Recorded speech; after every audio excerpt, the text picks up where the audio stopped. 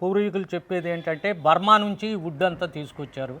ఆ బర్మా నుంచి తెచ్చిన వుడ్లో ఒక పీస్ అది ఎంత ఉందో చూడండి. అది చాలా పొడవు ఉంది.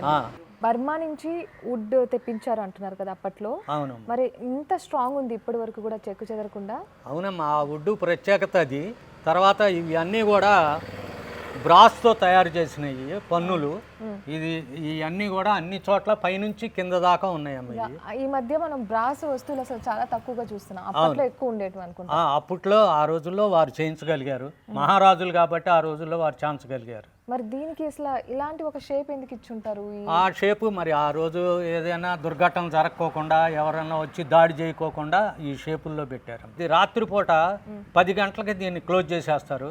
10 గంటలకు క్లోజ్ చేసిన తర్వాత రాజావారు వచ్చినా కూడా దీన్ని అదేంటి? అది ఒక ఆచారం ఇక్కడ. అసలు దర్వాజా వేసిన తర్వాత దర్వాజా తెరవటం అనేది సూర్యోదయం అయిన తర్వాతే కానీ ఈ లోపు అసలు తెల్లవారులు ఎవరు చెప్పినా తెరవరు. దాని విశిష్టత అది. అంటే దాని వెనక ఏమైనా ప్రత్యేక కారణాలు అయ్యే పూర్వీకులు మరి అలా నిర్ణయించారు. ఇప్పటికీ కూడా దర్వాజా వేసిన తర్వాత తీయటం అనేది లేదమ్మా, ఇప్పటికీ జరుగుతుంది.